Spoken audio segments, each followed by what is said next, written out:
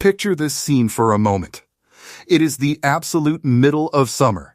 The sun is blazing, the air is thick, and right here in the city of Chicago, the Bears are sitting on top of one of the most electric, terrifyingly talented rosters this fan base has witnessed in generations. Caleb Williams is primed for an absolute monster season. Coach Ben Johnson is locked away in his office cooking up offensive schemes that should scare every single defensive coordinator in the National Football Conference. The entire city is buzzing with a deep, genuine, no longer delusional sense of real Super Bowl dreams. Everything is aligning perfectly. The pieces are finally on the board. And then, out of absolutely nowhere, a lightning bolt hits the NFL landscape. One of the most feared, dominant pass rushers of this generation decides he might just walk away from the game entirely. He might put down the helmet, pick up his golf clubs, and leave the Bears completely scrambling for answers at one of the most critical, highly vulnerable positions on the entire football team. That is exactly what is unfolding right now, people. If you bleed navy and orange, you need to wake up and pay very close attention to this story, because it carries massive, season-defining implications for everything this franchise is trying to build in 2026. Let us dive deep into it today. Let us talk about Joey Bosa. Let us talk about the absolute bombshell Adam Schefter just dropped on the football world, what it truly means for our beloved Bears, and why this entire situation might just be one of the biggest, most painful gut punches of the entire offseason. Take a deep breath and buckle up, because this narrative hits completely differently than anything else we have faced. So, who exactly is Joey Bosa, and why does his ultimate fate matter so incredibly much to the future of the Chicago Bears? Let me paint a vivid picture of the kind of blue-chip gladiator we are discussing. This man stands at 6 feet 5 inches tall, weighing 280 pounds of absolute elite-level defensive terror. He just turned 30 years old. He spent 9 full seasons utterly destroying offensive tackles in the American Football Conference West with the Chargers, showcasing a blend of refined technique and raw power that left quarterbacks searching for answers. Last season, he signed a 1-year, $12.6 million deal with the Buffalo Bills. Even at a stage where some short-sighted critics considered him to be entering the twilight of his illustrious career, he showed the entire NFL landscape that he still possessed serious, undeniable fire left in his tank. During his campaign with the Buffalo Bills, Bosa stepped onto the gridiron for 15 games and quietly, methodically, put together one of the most impactful, disruptive defensive performances of any edge rusher in the league. The beautiful thing about his game is that his effectiveness went far beyond just racking up empty sack numbers. He finished the year with 5 sacks, which is highly respectable, but look deeper into the analytics. He accumulated 47 total pressures, 9 tackles for loss, 16 quarterback hits, and 2 pass deflections. More importantly, he was locked in a tie for the absolute league lead among all defensive edges in a statistical category that Bears fans should care about more than anything else, and that is forced fumbles. 5 of them. 5 separate times he physically ripped the football away from an opponent, tying for first in the entire NFL. That is not a stroke of luck or a random accident. That is a seasoned master of his craft, doing exactly what he was brought in to do, operating at the highest humanly possible level.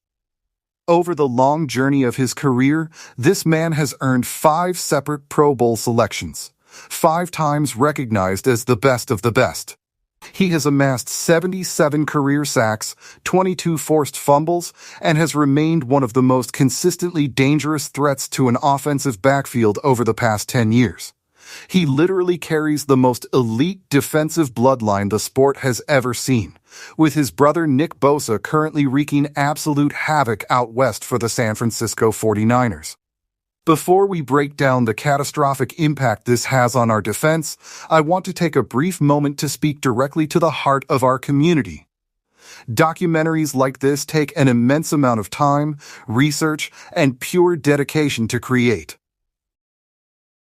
Our small team puts in hours of hard work every single week to bring you the highest quality, most passionate Bears content on the internet.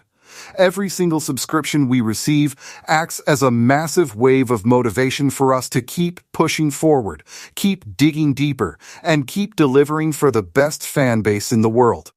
If you appreciate the dedication we pour into these videos, please take a second right now to hit that subscribe button, smash the like button, share this video with another die-hard Bears fan, and leave a comment below to help grow our community. It genuinely means the absolute world to us. Thank you so much for the love, and now let us get right back into the breakdown.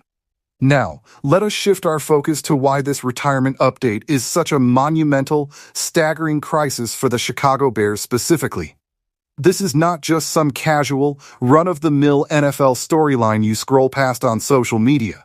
This hits our organization right in the solar plexus at the absolute worst possible moment in our timeline. Here is the ugly, unvarnished truth about the Chicago Bears pass rush situation heading into this crucial season, and quite frankly, it is terrifying. Last season, this defense was ranked 29th in the league in total yards allowed per game, giving up over 361 yards. They surrendered nearly 135 rushing yards per game, dragging them down to 27th in the NFL. Their overall pressure rate ranked an abysmal 29th in the entire league. They rushed 4 or fewer players on 72% of their defensive snaps, and despite blitzing at one of the highest rates in football, they simply could not get home to the quarterback with any consistency. The entire defensive operation totaled just 35 sacks over the entire year, which stood as the 7th fewest total in the entire NFL. That is an absolute disaster of a number for a franchise that openly fantasizes about holding up a trophy. The lone bright spot, the single warrior keeping that pass rush from becoming a complete, unmitigated embarrassment to the city of Chicago, was Montez Sweat. We need to give Montez his well-deserved flowers right now, because that man was an absolute one-man wrecking crew on every single snap. He recorded 53 total tackles, 10 sacks, 13 tackles for loss, 18 quarterback hits, 53 pressures, and 3 forced fumbles. Sweat was nothing short of phenomenal.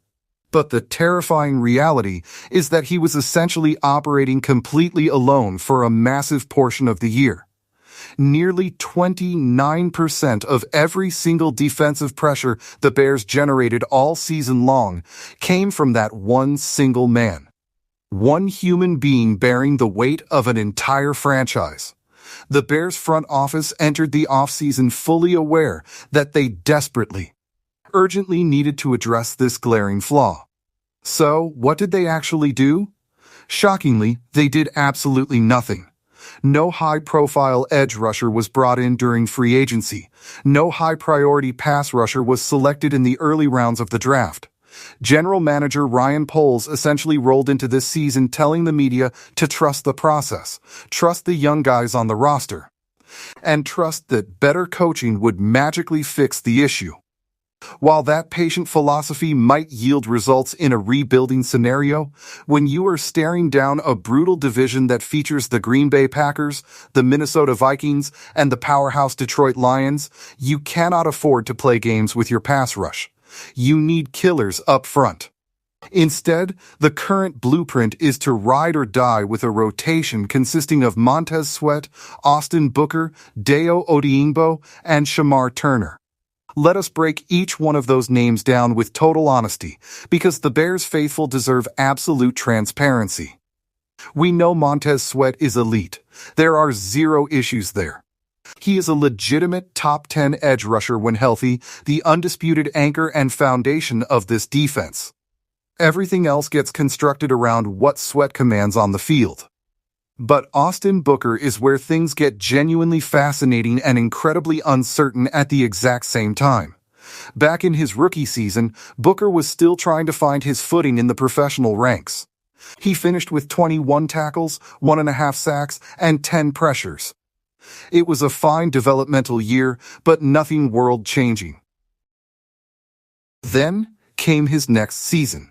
Despite suffering a painful knee injury in the preseason that robbed him of the first 7 games of the schedule, he returned to the field and showed flashes of something incredibly special. In just 10 games of action, he racked up 35 tackles, 12 quarterback hits, 5 tackles for loss, 29 pressures, 4.5 sacks, and a forced fumble. More impressively, when Booker was out there on the field, he was generating nearly 30% of the team's total pressures and over 27% of their quarterback hits. Those analytical efficiency numbers actually placed him ahead of Montez Sweat during the specific stretch of games that he played.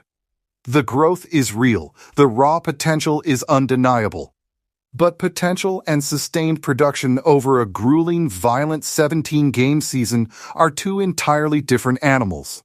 The Bears are essentially wagering their entire defensive transformation on a young kid who has never completed a single fully healthy season in the NFL.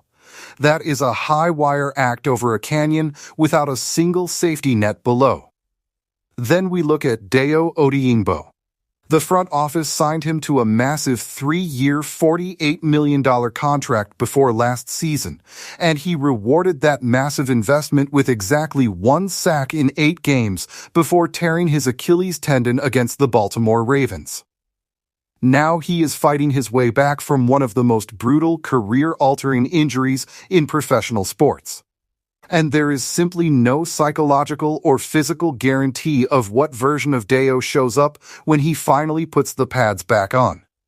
Coach Ben Johnson has sounded incredibly optimistic in public about his recovery, which is exactly what a great leader is supposed to say to the media, but nobody truly knows the reality until the live, violent reps start happening in training camp. Shamar Turner finds himself in an even more precarious position.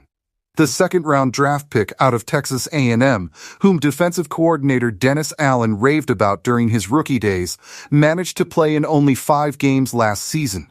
He recorded just 6 tackles, 2 quarterback hits, 4 pressures, 0 sacks, 0 pass deflections, and 0 forced fumbles before landing hard on injured reserve.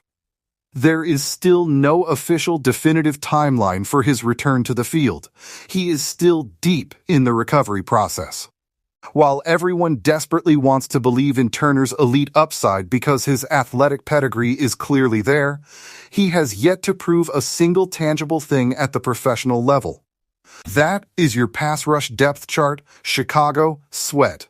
A massive question mark, another major question mark, and an even bigger question mark.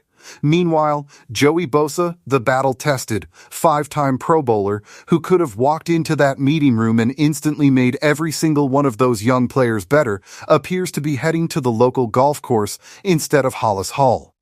Just close your eyes and think about what adding a presence like Bosa would have meant, not just for his own statistical production, but for the beautiful ripple effect across the entire defensive unit. A rotation featuring Montez Sweat, Joey Bosa, and a developing Austin Booker would have been a psychological nightmare for opposing offensive coordinators to prepare for. Bosa's presence would have allowed Booker to come off the bench completely fresh against exhausted, worn-down offensive linemen in the fourth quarter, creating the absolute ideal environment for him to blossom into a superstar. Instead of forcing a young player to shoulder the burden of being the clear-cut second-best pass rusher from week 1, Bosa would have absorbed that pressure, allowing Booker to grow organically. That is how you nurture young talent. That is how championship-caliber defenses are constructed. The price tag for a 5-time Pro Bowler with that kind of defensive gravity would not have been outrageous at all. The Bills only paid him $12.6 million last year with a $9 million signing bonus. In today's modern NFL economy, where backup quarterbacks are pulling down $30 million a year, that is practically a bargain bin price tag for the kind of game-changing impact Bosa injects into a football team. Ryan Poles absolutely could have manipulated the salary cap, restructured a couple of contracts, and made it fit seamlessly. The return on that investment would have been staggering. There is another hidden layer to this story that does not get nearly enough attention in the mainstream media. The Bears missing out on Bosa does not just hurt Chicago. It matters immensely from a divisional standpoint. Think about the dangerous rivals who were rumored to be aggressively chasing Joey Bosa this offseason.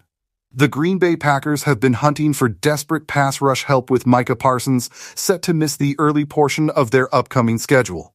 The Minnesota Vikings and the Detroit Lions have both been quietly, actively trying to shore up their defensive fronts to prepare for a deep playoff run if any of those NFC North rivals had successfully landed Bosa. Bears fans would be completely losing their minds right now, and rightfully so. With Bosa now likely heading toward a quiet retirement rather than re-entering the league, it means an elite pass rusher is completely off the board for everyone, which serves as a small silver lining in an otherwise cloudy sky. On paper, the Bears still have lingering options out there. Jadeveon Clowney is still a free agent, though nobody seems to be rushing to the phone to contact his agent. Zadarius Smith remains available on the open market. There have even been quiet trade whispers floating around regarding the Pittsburgh Steelers' edge rushers, with Alex Highsmith being floated as a potential target since the Steelers just handed a massive extension to Nick Herbig, creating a financial crunch over there. But none of those hypothetical scenarios have materialized into anything concrete. The clock is relentlessly ticking, training camp is staring us right in the face, and the regular season opener against the Carolina Panthers on September 13th is drawing closer by the second. What happens next for our team? The front office insists they believe heavily in Austin Booker. They tell us that improved technique and coaching will magically unlock the pass rush. Head coach Ben Johnson has stated publicly that the entire line needs to improve their initial get-off at the snap, and Dennis Allen sounds confident this group can take a monumental step forward. They talk about Booker like he is a superstar waiting in the wings. To be entirely fair, he might be. The tape from the second half of last season was genuinely encouraging. If Booker can remain perfectly healthy for a full 17 games and maintain that blistering developmental trajectory he showed after returning from his knee injury, this defense could look completely different than it did a year ago. But that remains a massive, terrifying if. Joey Bosa was out there. He was untouched, unretired, and fully available to sign a completely reasonable contract while Chicago sat on its hands. It was a massive gamble. Now, with Schefter essentially closing the book on Bosa's career in real time, that gamble has solidified into a clear miss. It is not a season-ending catastrophe, but it is a miss nonetheless. In a league where the margin between hoisting a trophy and watching from the couch is razor thin, passing on a player like Bosa hurts. The Chicago Bears are built to win right now. Caleb Williams is ascending to greatness. Rome Odunze and this wide receiver room are terrifying. Ben Johnson's offensive scheme is electric.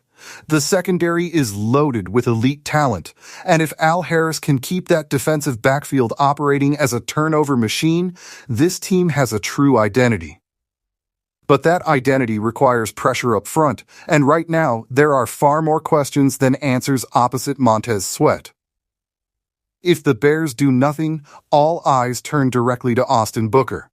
A fifth-round draft pick who was never supposed to carry this much weight this fast has just become the most pivotal developmental player on the entire roster.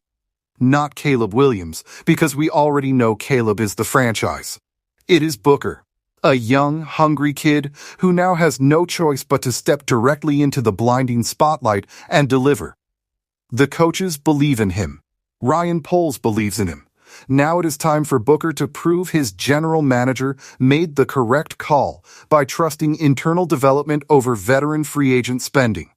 If you have stayed with me through this entire deep dive, you are a true, authentic member of the Bears family, and I appreciate your time more than words can express. Documentaries like this require a staggering amount of hard work and endless dedication from our team behind the scenes. We pour our hearts into this channel every single day because we believe Chicago deserves the absolute best coverage. Remember, every single subscription we get is a direct source of motivation that fuels us to keep creating these in-depth videos for you. If you want to support our mission and help grow this incredible community, please take a quick moment right now to hit that subscribe button, smash the like button, share this video with your friends, and leave your thoughts in the comments. Don't forget, we are giving away a beautiful, custom Chicago Bears jersey of your choice to one lucky winner tonight. All you have to do to enter is hit that like button and comment yes if you think Ryan Poles made a mistake by passing on Joey Bosa, or comment no if you fully trust the Austin Booker development plan. Make sure that subscription bell is turned on with all notifications active so you never miss a single breaking update as we march toward this historic season. We are sprinting full speed toward our major milestone of 50,000 subscribers, and we want you along for the ride. Let me hear your voices loud and proud down below. Bear down, baby.